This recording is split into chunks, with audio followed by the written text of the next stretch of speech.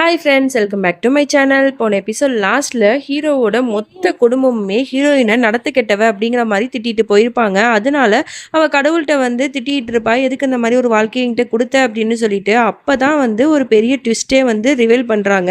இவ்வளோ நாளாக ஆன்மாவாக இருந்தது வந்து யாருன்னே நமக்கு தெரியாமல் இருந்திருக்கும். நம்மளோட தாராவோட எக்ஸ் லவ்வரான சூரஜ் தான் அந்த ஆன்மாங்கிறது நமக்கு இப்போ தான் காட்டுறாங்க. அவன் ஆன்மாவா இல்லாம உண்மையான மனுஷ ரூபத்துக்கு வரான். அவகிட்ட வந்து நீ வீட்டை விட்டு நீ வந்துடு, நீ கஷ்டப்படுறதை என்னால் பார்க்க முடியலன்னு கூப்பிடும் போது அவ வந்து இவனை கன்னத்திலேயே அரைஞ்சு திட்டிகிட்டு இருப்பா. அந்த நேரத்துல ஹீரோ வந்திருப்பான். அதோட முடிச்சிருப்போம். அதுக்கப்புறம் என்ன நடந்துச்சுன்னு பார்த்துடலாமா? நம்ம சைக்கோ ஹீரோ உள்ளாக்க வந்துட்டு கேட்குறான், ஆமா எவ்வளோ நேரம் நான் காலிங் பெல் அடிச்சிட்டு இருக்கேன், என்ன பண்ணிட்டு இருந்தேன் அப்படிங்கிற மாதிரி கேட்க, இல்லைங்க அது வந்து கிச்சன்ல வந்து சமையல் வேலை வந்து நிறைய இருந்துச்சு, அதான் பண்ணிட்டு இருந்தேன், நான் திறக்கத்துக்குள்ள நீங்களே வந்துட்டீங்க, வேற ஒன்றும் இல்லை அப்படின்னு சொல்லி சமாளிச்சுட்டு இருக்கா.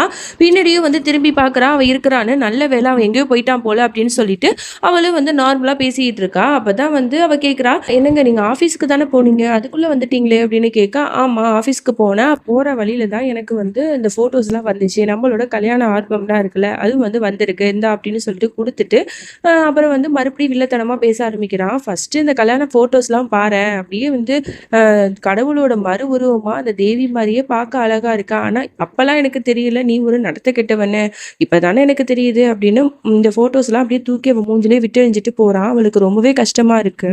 இது எல்லாத்தையுமே சூரஜ் வந்து ஆன்மா உருவத்துக்கு மாறி அந்த மேலே இருக்கிற லைட்டில் தான் ஒளிஞ்சிருந்திருப்பான். இவ போனதுக்கு அப்புறம் மறுபடியும் நார்மல் உருவத்துக்கு வந்து இவகிட்ட பேச ஆரம்பிக்கிறான். இப்போ பாரு, என்னமோ நீ நல்லா இருக்க, அப்படி இருக்க, இப்படி இருக்கன்னு உன் புருஷன் உன்னை எப்படி நடத்துறான்னு நான் பார்த்துட்டு தானே இருக்கேன், உன் கல்யாண ஃபோட்டோஸே எப்படி தூக்கி வீசுறான், உன்னை அசிங்கப்படுத்துறான், இவன் கூட நீ வாழணுமா அப்படின்னு சொல்லிட்டு கேட்குறான். வேற என்ன பண்ண சொல்ற, எல்லாமே ஒன்னால தான், நீ வந்து அன்னைக்கு என் கூட இருந்திருந்த, என்னை விட்டுட்டு போகாமல் இருந்திருந்தேன்னா இந்த லைஃப்பில் நான் வந்து கஷ்டப்பட வேண்டிய எந்த அவசியமும் இருந்திருக்காது. ஆனால் இப்போ வந்து எனக்கு கல்யாணம் ஆயிடுச்சு, பாரு நான் குங்குமம் வச்சிருக்கேன், தாலி கட்டியிருக்கேன், அவர் தான் என்னோட புருஷன், அவருக்கு நான் வந்து துரோகம் பண்ண முடியாது, இங்கேருந்து போ அப்படின்னு சொல்லிட்டு கழுத்து பிடிச்சி வெளில தள்ளிடா. இப்பதான் நமக்கு தெரிய வருது, ஆன்மா ரூபத்துல இருந்த சூரஜ் வந்து எப்படி வந்து மனுஷ உருவத்துக்கு வந்தான் அப்படின்னு சொல்லிட்டு நமக்கு காட்டுறாங்க. சாட்டையால நம்ம தாராவை வந்து அவன் அடிச்சு ரொம்ப கொடுமைப்படுத்திருப்பான் இல்லையா, இதெல்லாம் பார்த்த நம்ம சூரஜுக்கு ரொம்ப கோவம் வந்திருக்கும். ஸோ அதனால போய் சிவன்கிட்ட போயிட்டு முறையிடுறான், இந்த மாதிரி என்னோட தாராவை அவன் அடிச்சு வந்து அவ்வளோ கொடுமைப்படுத்துறான், இதெல்லாம் பார்க்கும்போது எனக்கு அவ்வளோ கஷ்டமா இருக்கு, ஆனால் என்னால் வந்து எதுவுமே பண்ண முடியல, எனக்கு வந்து மனுஷ ரூபத்தை கொடுங்க, எனக்கு உதவி செய்யுங்க கடவுளே, அது வரைக்கும் இந்த மணியை வந்து நான் அடிச்சுட்டே தான் இருப்பேன் அப்படின்னு சொல்லிட்டு அங்கே இருக்கிற மணியை அடிச்சுக்கிட்டே இருப்பான். காற்று பலமாக வீசும். அதுக்கப்புறம் அவனோட உருவம் கொஞ்சம் கொஞ்சமாக ஆத்மா உருவத்திலேருந்து மனுஷ உருவத்துக்கு மாறிடுவான். இப்படித்தான் செத்து போன சூரஜ் வந்து மனுஷ உருவத்துக்கு மாறி இருப்பான். அவன் புலம்பிக்கிட்டே போகிறான், தாரா நீ வந்து என் மேலே இப்போ கோவமாக இருக்க, எனக்கு புரியுது, ஆனால் கண்டிப்பாக உன்னை குடும்பப்படுத்தின அந்த சாம்ராட்டை நான் கண்டிப்பாக சும்மா விட மாட்டேன், அவனை நான் பழி வாங்குவேன் அப்படின்னு சொல்லிட்டு புலம்பிக்கிட்டே வேகமாக வந்து ரோட்டில் போயிட்டு இருப்பான்.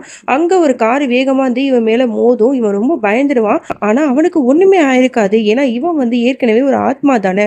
ஸோ ஆத்மா மேலே எது வந்து மோதினாலும் போனாலும் எதுவுமே ஆகாது இல்லையா, அந்த மாதிரி தான் இருக்குது. இது வந்து எனக்கு ரொம்பவே வந்து நல்லது தான், இதை வச்சு நான் என்னெல்லாம் பண்ண போகிறேன் பாரு அப்படின்னு சொல்லிட்டு இவன் சொல்லிக்கிட்டு இருக்கான். இங்கே வந்து தாராக்க அவளோட மாமியார் சொல்லிட்டு போனதெல்லாம் ஞாபகம் வருது. நீ இந்த வீட்டுக்கு ஒரு வேலைக்காரி மாதிரி தான், இந்த வீட்டில் இருக்கிற எல்லா வேலையும் நீ தான் பண்ணணும், நான் வெளில போயிட்டு வரத்துக்குள்ள எல்லா வேலையும் முடிச்சு வச்சிருக்கணும் அப்படிங்கிற மாதிரிலாம் ஆர்டர் போட்டிருப்பாங்க. ஐயோ அவங்க வந்துட்டா என்ன பண்ணுறது சொல்லிட்டு வீட்டில் இருக்கிற எல்லா பாத்திரத்தையும் போட்டு கழுவிட்டு இருப்பா. அப்போ அவளுக்கு கால் வரும். அவளோட அண்ணன் தான் கால் பண்ணி, என்னம்மா நல்லா இருக்கியா அப்படின்னு சொல்லிட்டு பேசிகிட்டு இருப்பாங்க. இவளுக்கு ரொம்பவே கஷ்டமாக இருக்கும். ஆனால் மனசில் எல்லா கஷ்டத்தையும் வச்சுட்டு, அண்ணா நான் ரொம்பவே நல்லா இருக்கேன், என்னை இங்கே எல்லாருமே ரொம்ப நல்லா பார்த்துக்கிறாங்க அப்படின்னு இவ பேசிகிட்டு இருக்கும் போதே நம்மளோட சைக்கோ ஹீரோ கால் பண்ணுவான். என்னது இது, இவளுக்கு கால் பண்ணிகிட்டே இருக்க போக மாட்டேது, அப்படி யார்கிட்ட தான் இவ பேசிகிட்டு இருக்கான்னு தெரியலேன்னு சொல்லிட்டு கோவப்பட்டுட்டு இருப்பான்.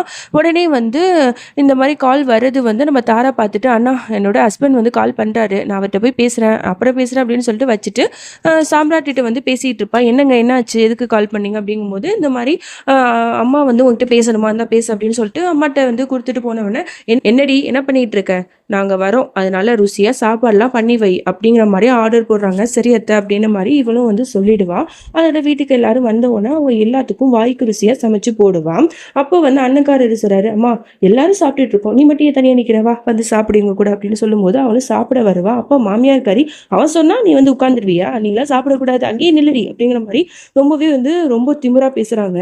அப்போ வந்து ஹீரோ சொல்றா, இருங்கம்மா நான் பேசிக்கிறேன் அவள்கிட்ட அப்படின்னு சொல்லிட்டு அவள் பக்கத்துல போறான். ஆமா நான் வந்து உனக்கு ஒரு டெஸ்ட் டெஸ்ட் வைக்கிறேன். அதுக்கு முன்னாடி ஒண்ணு சொல்லு. உன்னோட தாலிய பத்தி நீ என்ன நினைக்கிற? அப்படிங்கிற மாரி கேட்கும்போது, என்னோட தாலிய நான் ரொம்பவே வந்து மதிக்கிறேன். நீங்க என்னைக்கு என்ன தொட்டு தாலி கட்டுனீங்களோ, அன்னையிலேருந்து உங்கள மட்டும் தான் நான் நினைச்சிட்டு இருக்கேன். இந்த தாலிய நான் ரொம்பவே பாதுகாத்துட்டு இருக்கேன். ரொம்பவே மதிக்கிறேன் அப்படின்னு சொல்றா. ஓ! உன்னோட தாலி மேல உனக்கு அவ்ளோ சென்டிமெண்ட் இருக்கா?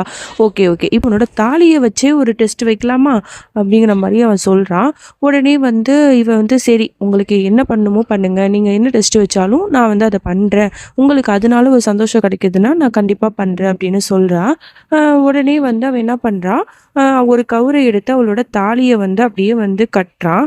அவளோட தலையில வந்து நெறைய அவங்கலாம் சாப்ட்டுருப்பாங்கல்ல, அது எல்லா பிளேட்டையும் தூக்கி அவளோட தலை மேல வைக்கிறான். இதெல்லாம் பார்க்கும்போதே ஹீரோவோட அண்ணனுக்கு கோவம் வருது. "டேய் என்னடா பண்ணிட்டு இருக்க? உனக்கு என்ன பைத்தியமா? இதெல்லாம் நிறுத்து" அப்படின்னு சொல்ல, உடனே வந்து நம்மளோட தாரா சொல்றா, "அண்ணா பரவால்ல விடுங்க. நான் அவரு பண்ணட்டும்" அப்படிங்கிற மாரி சொல்றான். அதே மாரி சைக்கோ ஹீரோவும், "உன் வேலைய பாருடா. நான் என் பொண்டாட்டிய என்ன வேணா பண்ணுவோம். சும்மா வேடிக்கை பாரு போ" அப்படிங்கிற மாரி ஆஃப் பண்ணி விட்டுடுறான். இப்பதான் அவன் என்ன பண்ண போறான்னு சொல்றான். "இந்த கவுர வந்து உன் தாலில நான் வந்து கட்டி அப்படியே இழுத்துட்டு வருவேன். இந்த டைனிங் டேபிள் ஃபுல்லா ஒரு ரவுண்டு சுத்துற வரைக்கும் நீ வந்து இந்த மேல இருக்கிற பிளேட்ட உலாம பாதுகாத்து வச்சுக்கணும்.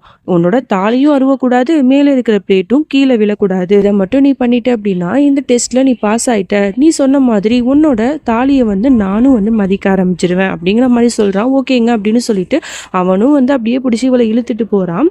அவளும் வந்து ஒரு ரவுண்டு வந்து சுத்தியும் வந்துடுறா. நல்லபடியா அந்த டெஸ்ட்ல பாஸும் ஆகிறா. பரவாயில்லையே என்னோட பொண்டாட்டி வந்து இந்த டெஸ்ட்ல பாஸ் ஆயிட்டாலே எல்லாரும் கிளாப் பண்ணுங்க அப்படிங்கிற மாதிரி சொல்றான். இவன் இந்த மாதிரி சைக்கோத்தனமா பண்றது எல்லாத்தையுமே சூரஜ் வந்து பார்த்துட்டு இருக்கான் தூரத்துலேருந்து. அவனுக்கு செம கோவம் வருது. தன்னோட தாராவா இவ்வளோ கொடுமைப்படுத்துறானே, அசிங்கப்படுத்துறானே, இவனை சும்மா விடக்கூடாது அப்படின்னு சொல்லிட்டு வேகமா வந்து ஒரு துப்பாக்கி இருக்கிற கடைக்கு போய் துப்பாக்கியை வந்து இழுக்கிறான். அவனை நான் சுட்டு கொல்ல போறேன் அப்படிங்கிற மாதிரி சொல்லிட்டு இருக்கான். அப்ப வந்து டைம் வந்து 9 மணி ஆயிடுது. அப்பதான் அவனுக்கு வந்து ஒரு விஷயம் ஞாபகம் வருது. அவன் வந்து அந்த கோயில்ல வந்து இந்த உருவத்தை பெற்றிருப்பான்ல. அப்ப அங்க ஒரு சாமியார் சொல்லியிருப்பாரு, உன்னோட இந்த மனுஷ உருவம் நைட்டு 9 மணி வரைக்கும் தான் இருக்கும். அதுக்கப்புறம் நீ பழைய ஆன்மா உருவத்துக்கே மாறிடுவ. ஸோ அதனால பார்த்துக்க அப்படிங்கிற மாதிரி அவர் சொல்லியிருப்பாரு. அதே மாதிரி மணி 9 ஆயிடுது. இவனோட ஆன்மா உருவமும் வந்துடுது. அதனால அந்த துப்பாக்கி கீழே விழுந்துடுது. இவனும் இலைகளா அப்படியே வந்து கீழே விழுந்து கிடக்கான். எதுவுமே பண்ண முடியாம. அப்படியே பார்த்தா இங்க நம்மளோட தாரா சாம்ராட்டை தான் காட்டுறாங்க. அவன் சொல்றான், சரி நான் இப்போ ரொம்ப ஹாப்பி ஆயிட்டேன். ஏன்னா நான் வச்ச டெஸ்ட்ல நீ பாஸ் ஆயிட்டல. ஸோ நீ வந்து நான் சொன்னதை செஞ்சுட்ட. ஸோ நான் இப்போ வந்து உனக்கு ஹெல்ப் பண்ணும்ல. இந்த பிளேட் எல்லாத்தையுமே நானே கழுவி வச்சிடறேன். ஓகேவா? உனக்கு ஒரு நாள் ஃப்ரீ அப்படிங்கிற மாதிரி சொல்ல உடனே மாமியா கறிக்கு ரொம்பவே கோவம் வந்தது. டேய் என்னடா உனக்கு என்ன பைத்தியமா? நீ வந்து ஆம்பளை சிங்கண்டா. நீலாம் வந்து கிச்சன்ல போய் வேலையெல்லாம் பார்க்கக்கூடாது. உன் பொண்டாட்டி எதுக்கு இருக்கா? அவ வந்து எல்லாம் பார்த்துப்பா. நீ போ ரூமுக்கு அப்படின்னு அவன் சொல்ல, இல்லம்மா நானே பண்றேன். அவ எனக்காக பண்ணும்போது நானும் அவளுக்காக ஏதாவது பண்ணணும்ல. அதனால தான். இதுல எனக்கு எந்த விதமான ப்ராப்ளமும் இல்லை. ஓகேவா? நீங்க இதை நினைச்சு ரொம்ப ஸ்ட்ரெஸ் எடுத்துக்காதீங்க. ரூமுக்கு போய் ரெஸ்ட் எடுங்க. நான் பாத்துக்கிறேன் அப்படின்னு சொல்லிட்டு கிச்சனுக்கு போய் எல்லா பாத்திரத்தையும் ரொம்பவே வந்து நல்ல பூச மாதிரி பண்ணிட்டு இருக்கான். பார்க்கும்போது ரொம்பவே நல்லா இருக்கு. இந்த மாதிரியே நீ இருந்துட்டா நல்லா இருக்குமேங்கிற மாதிரி தான் நமக்கும் தோணும். உடனே தாராக்கும் ரொம்பவே வந்து சந்தோஷமா இருக்கும். உடனே பக்கத்துல போய் அவனை நெருங்கி ஹக் பண்றா.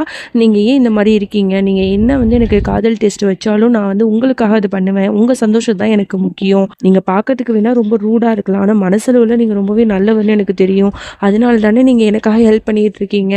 ஸோ எனக்கு தெரியும்.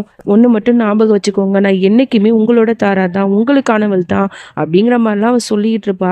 உடனே சாம்ராட் வந்து எல்லாத்தையும் கழுவி வச்சுட்டு அப்படியே அவளோட சாரிலையும் கையை தொடச்சிட்டு சொல்றான், அந்த பாரு நான் உனக்காக இப்போ பாத்திரம் வளர்க்குறேன் அப்படிங்கிறதுக்காக நீ ரொம்ப வந்து அட்வான்டேஜ் எடுத்துக்காத. உன் மேலே இருக்கிற கோவம் எனக்கு எப்போவுமே இருக்கும். அந்த கோவம் ரொம்ப பயங்கரமாக என் மனசில் வந்து வரும்போது தான் உனக்கு இந்த மாதிரி காதல் டெஸ்ட்டு நான் வைப்பேன்.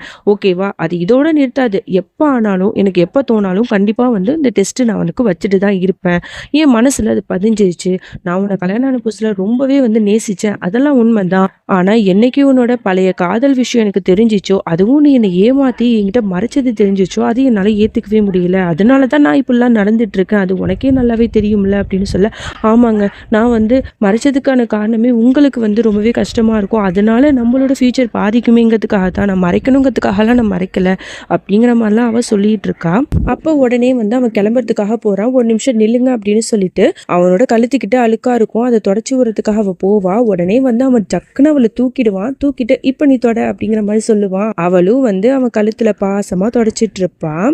இவன் அவள பாசமா தூக்கிட்டு போறத என்னடா நடக்குது இங்க அப்படிங்கிற மாதிரி மாமனாரும் மாமியாரும் பார்த்துட்டு இருக்காங்க. இன்னொன்னு பக்கம் அன்னிக்காரி இதெல்லாம் பார்த்து பொறாமப்பட்டுட்டு இருக்கா. ஏன்னு தெரியல. இங்க நம்ம ஹீரோ அவள அப்படியே பாசமா தூக்கிட்டு போய் பெட்ல தூக்கி அப்படியே வீசுறான். அப்படியே கோவமா அவள வந்து பார்க்கறான். என்ன பண்ண போறான்னு தெரியல. இந்த பாட்டை இதோட நம்ம முடிச்சுக்கலாம். இதுக்கப்புறம் என்ன நடந்துச்சு அப்படிங்கிறத நம்ம நெக்ஸ்ட் பார்ட்ல பார்த்து தெரிஞ்சுக்கலாம். எப்பவுமே நீங்க இந்த வீடியோவை பார்க்கறதுக்கு முன்னாடி ஃபர்ஸ்ட் லைக் பட்டனை தட்டி விட்டுட்டு வந்து பாருங்க. எனக்கும் நீங்க சப்போர்ட் பண்ணீங்கன்னா நானும் வந்து டெய்லி உங்களுக்கு வீடியோ வந்து போடுவேன். ஓகேவா? தேங்க்ஸ் ஃபார் வாட்சிங். Bye friends.